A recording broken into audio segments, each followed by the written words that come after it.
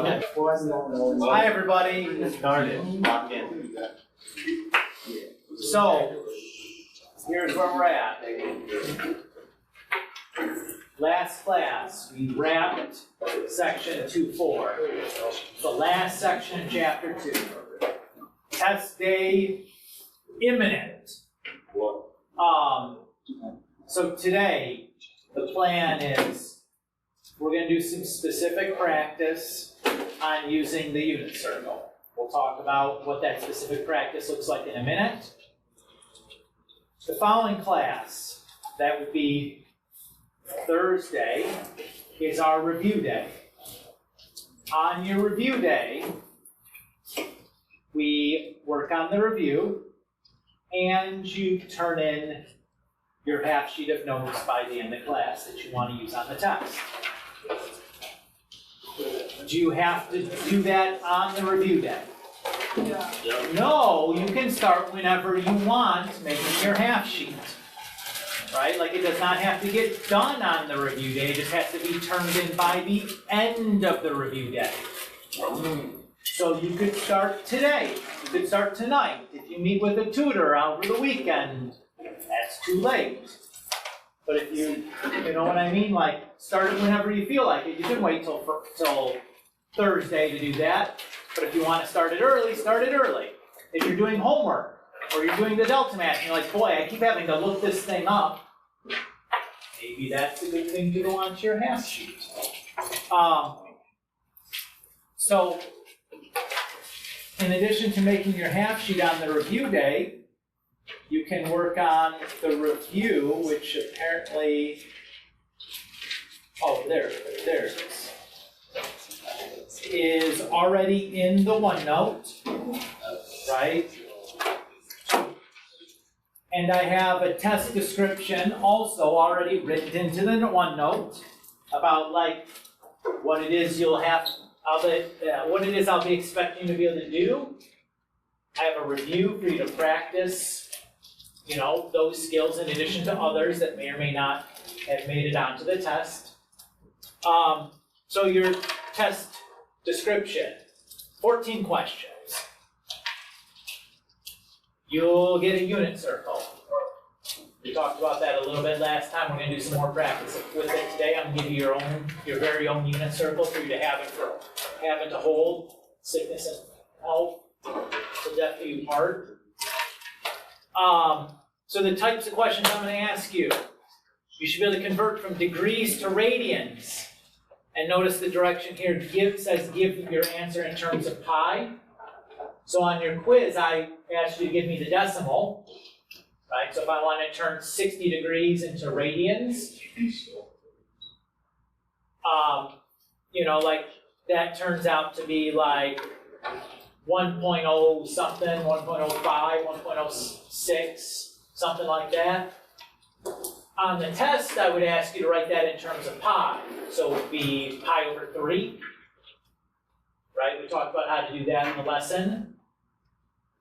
I'll expect you to go from radians to degrees. So to do those two types of problems, what do you definitely want to have? You want to know the conversion factor from radians to degrees, right? That pi radians is 180 degrees. Might be something worth putting on my note card, right? And maybe an example of how to use it. I drew that little map showing like when you multiply by pi over 180 and when you multiply by 180 over pi. We wrote that down in our notes. So maybe something like that would be good to go in there. I say you should be able to solve for arc length, radius, or central angle given 2 of the 3. To do that, what you need that S equals R theta formula, if theta is in radians. And you need the S equals R theta pi divided by 180, if it's in degrees. Judging from your recent quizzes, I would also encourage you to include what the letters S, R, and theta represent. I saw a lot of people putting the numbers into the wrong spots, right? So the formula is great, but if you can't remember what the letters mean, whole hill of beans, good that does, and you're just guessing. Should be able to use SOHCAHTOA to write the trig ratios from a right triangle. So definitely want to have SOHCAHTOA on there if I don't have it memorized already with the correct spelling and maybe what the letters mean. It says all 6 of them, so I'm definitely going to want the definitions for secant, cosecant, and cotangent as well. The right triangle definition, so like hypotenuse over opposite or adjacent over opposite. So you want to have those written down as well, unless you're planning on memorizing them, which is fine. You know, like more often than not, these things are things that end up getting memorized pretty soon because it just like creates a hold up to have to keep looking stuff up over and over and over again. Given one trig ratio, use SOHCAHTOA to write the other 5. So again, just using the Pythagorean theorem to find the third side, writing it in and then doing the same thing as the previous problem, right? Shouldn't be a big deal there. Again, just basically SOHCAHTOA. Given a point on the terminal side of the standard position angle, write the 6 trig ratios. So for that, I would definitely want my units or my point on a terminal side standard position angle definition for sine, cosine, or tangent, unless I was planning on memorizing them, along with the fact that r is the square root of x squared plus y squared, right?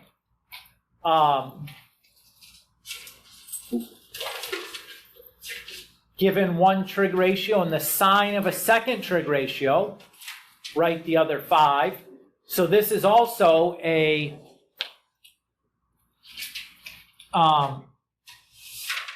point on a terminal side of a standard position angle problem, plus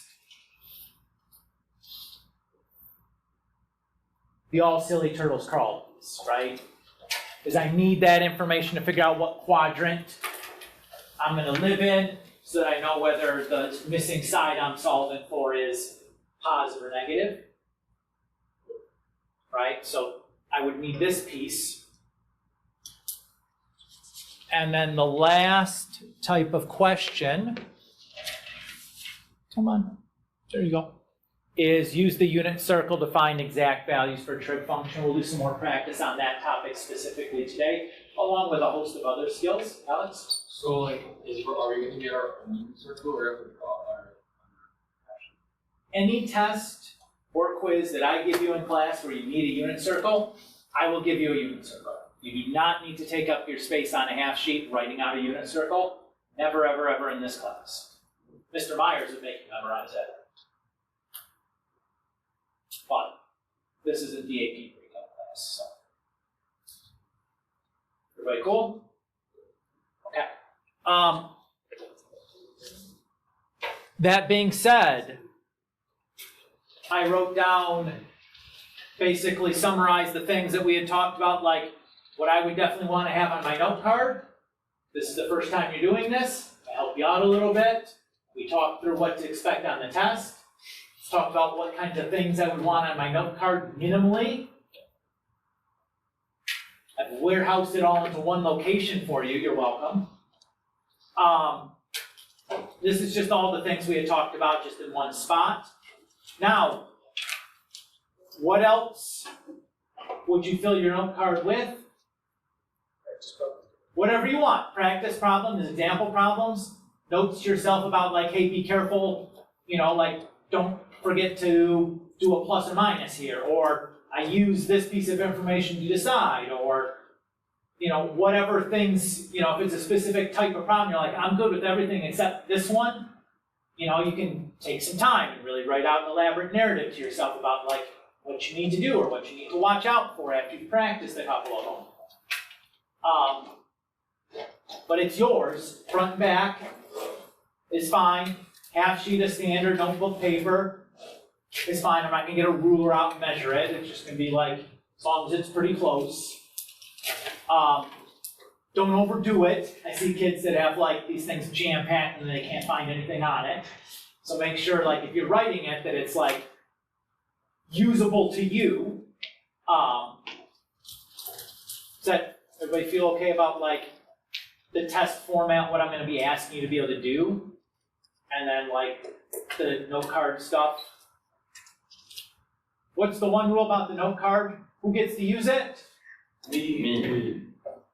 The students that are there on the test day. Yeah. So if you're not taking it on the test day, you don't get the half sheet. Okay? So for whatever reason, if you have to miss, know that when you do your makeup, there is no half sheet. Okay? Even if you filled it out and turned it in, I'm just gonna hand it back to you later. Like, here you go. But that's the policy. Why do I do that? Fair to everyone else. Well, no, I mean, why am I even giving you the guys the half sheet though? Correct. It's pretty common, sorry. All those things might be true, they're all benefits of doing it. My reasoning though, is I want to change this exam from a memorization exam into an application exam. How often in life do you have to walk in and know exactly what to do to solve the problem? Well, almost never, right? You'll almost always have a chance to like, let me look up how to do this, right? Yeah. You know, like, I need to change a tire on my car. No. Do any of you need to be able to do it like immediately on the spot? Or do you have the time to like Google a video of someone explaining to you what you need to do to change the tire? You have time. It's the second one, right? I want you to think about what you'll need to be able to do the test and make a note card to help yourself. You're gonna make your own explainer video essentially for changing the tire. Because more often in life, it's not about having it all at the tips of your fingertips, right? It's about like, what do I need to have? And let me make sure that I have that ready to go so that like, when I walk into my meeting, I have notes prepared to talk about the thing that my boss is gonna ask me about. I don't have to have it memorized, but I have to have like. Good morning, Notre Dame Prep. Please excuse this interruption. In about 15 seconds, we're going to do the first fire drill of the season. And we're going to ask all students, faculty, and staff to, when we evacuate the building, to go to the rally point. Thank you, and God bless. Okay, well, let's stop here. And I'm actually done talking about like the test and the review and the note card and all that jazz, right? You guys got the picture? Feel like you have a good idea of what to expect, what's coming, what you have to be able to do.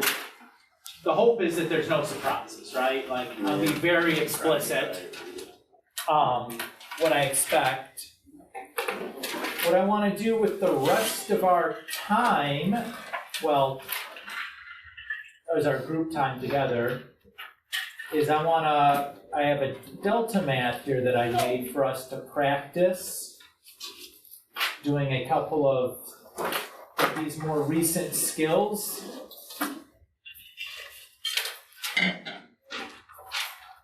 So to do some of these skills, we're gonna need our very own copy of the unit circle. So I'm gonna give you guys your very own copy right now.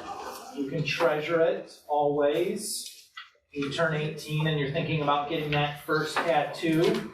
This is a good candidate. Bring this in and ask the tattoo artist, be like, I want the unit circle like right here on my forearm. Yeah. So that like in math class, I just go, yeah, that's it.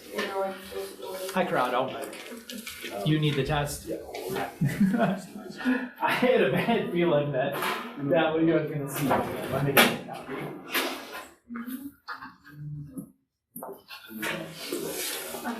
You're welcome. Tell Mr. Emmerich I apologize. Okay. Yep, we're just getting ready to talk about this. And I'm handing everybody a unit circle. I made a really good tattoo joke just a minute ago that you missed. So you'll have to ask somebody to tell you that one later, and they'll be like, what joke? Nothing was funny what he said, and that's par for the course. My family feels the same way. They're like, why is that funny? Except for my mother-in-law, who thinks I'm hysterical. But that says more about her than me. Yes. What I'm handing you now is your very own copy of the unit circle. This is yours. Put your name on it. It's yours to keep. I will have extras, but like, you need finitely many. At some point, if I run out of extras, you're going to be on your own to print your own. There's a copy of it in the OneNote, so you can just print from the OneNote or whatever if you need another copy. For the test, do you need to bring your copy? No. I will always give you a freshie for any test or quiz. I expect you to use this thing. I will bring it for you. I will give it to you. You don't get to use your own. You already get a note card. Right? I'll give you a freshie though on every quiz or test. Deal? Yeah. All right. So let's take a look at how to use this guy. I think you might have one on your desk, maybe not. I don't know. Yeah. Take an extra or whatever. Sorry. All right. So I have a delta math for you, and I have like 6 or 7 different types of problems. So the first one is finding exact values graphically using sine and cosine. That is what the unit circle is. The unit circle is just an exact value calculator for sine, cosine, tangent, secant, cosecant, cotangent. Okay? So on my unit circle, on my own copy, I'm going to write the following things. I'll say x is equal to cosine, y is equal to sine, and tangent is equal to y over x. I would write that on my unit circle sheet because I'm going to use that fact every single time I look at this thing. Yes? Say it again. Yeah. X is equal to cosine, y is equal to sine, and tangent is equal to y over x. So it's just these 3 facts right here that we would have had from our unit circle definition. I'm just going to write those 3 down. You could write all of them down if you wanted to, but usually just these 3 is sufficient. But that's all just the unit circle definitions for sine, cosine, and tangent from the notes that we're just going to collect onto the front of our unit circle sheet. Okay. So let's look at this delta math now. It says, given the following unit circle, rotate the green dot to the appropriate angle and find the exact value of the function. So if I look at this, if I grab my little green circle, I notice there's 1, 2, 3 tick marks in every quadrant. If you look at your unit circle, there's like 1, 2, 3 tick marks in every quadrant, right? So if I look at my unit circle, if I go and I look at the angles here, I see 45 is like the middle of quadrant 1. So that's where I'm going to move my green dot to, so it's the middle of quadrant 1. And then if I look on my unit circle, I just wrote down that cosine is equal to x. So I'm going to find the point at 45 degrees. I'm going to write down the x coordinate, which is square root 2 over 2. So square root 2 over 2. Oops. But not like that. What's wrong with the way I wrote it? Yeah, the divide has to be outside of the square root. So I got to use the over arrow to make sure it's outside. Oop. And we're done. Right? All the unit circle is, it allows us to do the exact value. If I typed in cosine of 45 into my calculator, it's going to spit out 0.707, yada, yada, yada. That is the decimal versus the square root of 2 over 2. There's no way, though, to take that decimal and recover the exact value using my graphic calculator. Let's do another, yeah? Okay, this one says cosine of 90. Well, I'm just going to rotate 90 degrees, so 30, 45, 60, 90. Everybody's okay with how I did that? I look at my unit circle at that position, the x-coordinate, because it says cosine I'm looking for the x-coordinate. The x-coordinate at that position is 0. So I just type 0 here, and I'm done. Does everybody feel okay doing this? So again, the unit circle, just an exact value calculator. That's all it's doing. It's allowing us to do sine, cosine, and tangent, just like we would type into our calculator, but now it allows us to get an exact value to come out.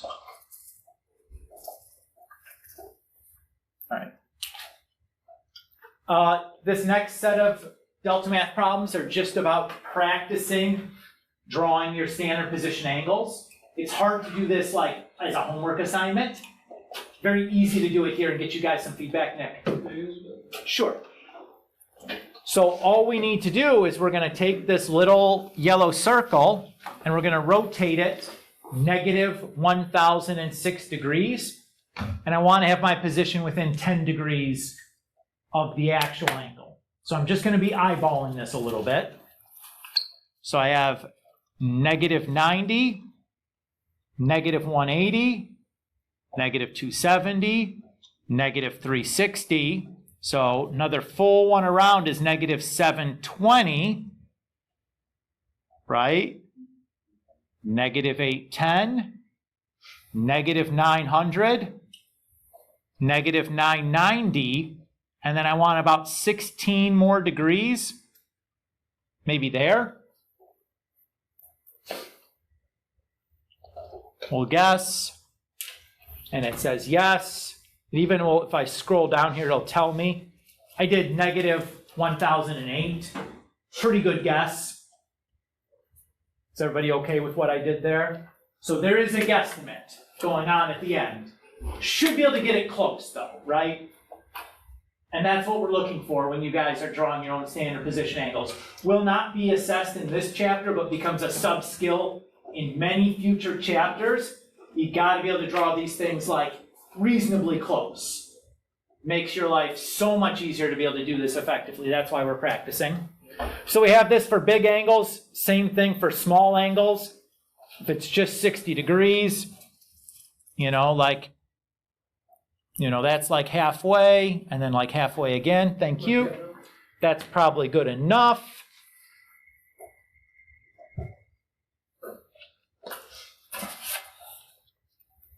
And I got I was right on the border, almost too much, but it was good enough. I did 70 degrees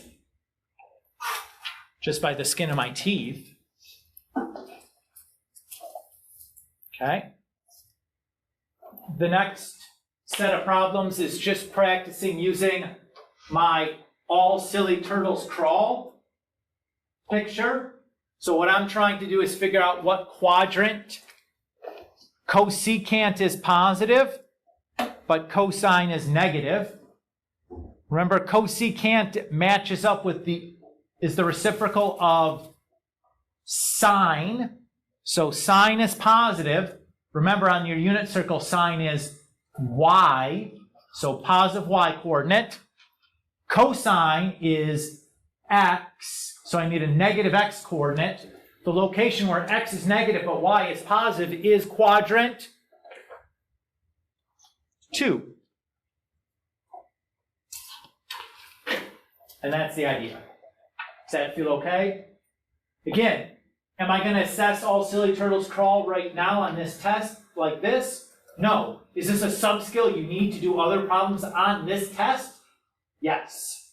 That's why we're practicing. Is that okay? So again, it's easier if we figure out like, oh, I'm just bad at this thing, rather than, looks like I'm bad at one type of problem when really I'm bad at figuring out what quadrant I'm supposed to be talking about. This allows us to focus in on that singular skill. We talked about coterminal angles a while back. So here it asks us to find a coterminal angle to negative 862, but it wants our answer between 0 and 360. So if I add 360 to that, I'll get negative 502. Is that going to be an okay answer? No. No, because it's not between 0 and 360. So I'll add it again. That's going to give me negative 242. Nope. I add it again. That's gonna give me positive 118, I think. My mental math is right. I missed it. Whatever, you get the idea. I just goobered the mental math. Maybe it's 108. Let's try it. Oh, that was definitely wrong. I put 1,008 in, back up enough. The real 218. Boy, oh boy, howdy. That's pretty bad. Anyway, you get the idea. This next problem is exactly the same type as the first, except we now have the possibility your answer could be a tangent. Ooh. On the unit circle, what's tangent? Y over x. So I'm just going to take the two fractions and divide them, right? So if I do cosine of 150, if I look at my unit circle, 150 is that one. And if I look at that, that should be, if you look at the unit circle, where it's a cosine, so which coordinate am I looking at? X or Y? X. X. And right there, what does it read off that X is? Negative square root 3 over 2. Boop. Is everybody okay? Let's see if we can get a tangent one. No.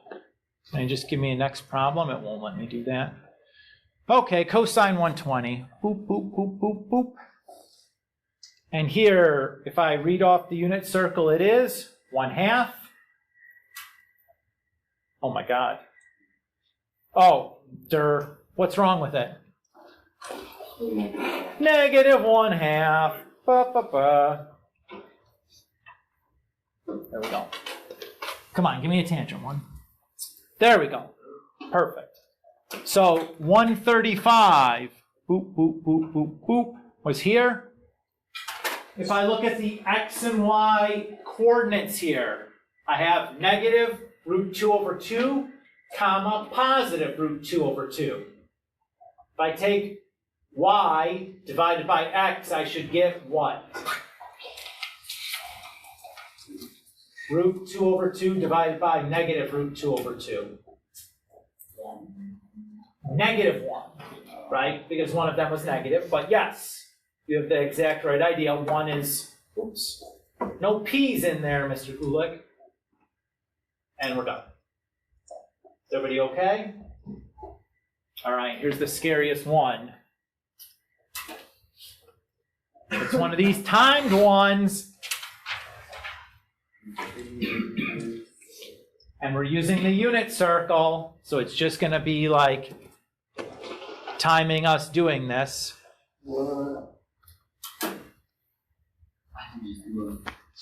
So just practicing using it on our own. That one. This one. 300. That's this one. And it just goes on, and you have to do enough of them. 60 down, so it should be, no, I screwed it up already. Anyway, you get the idea. Using your unit circle, it's timed. Should you get this right on the first attempt? Probably not.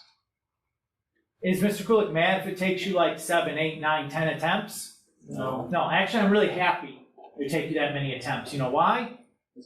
So much more practice using the unit circle. You're going to be so good at it after doing all that practice. It's okay to be bad at it right away. In fact, I'm happy if you're bad at it right away and you just accept being bad at it and just keep trying, because it's going to force you to get good at it. And using this thing is not going away. It's going to be the entire semester. You're going to see this thing over and over and over and over and over and over and over again. It's not going to go away. So we do need to get good at it. That's what I'd like you to do with the remaining 35 minutes here of class, is to get those tablets fired up, get your Delta Math signed in, and start pounding away on these. Particularly if you're like, yeah, I remember we did some unit circle stuff, I didn't feel good about doing it. let's get some of that today practiced up to where we feel real good about using that tool. Okay?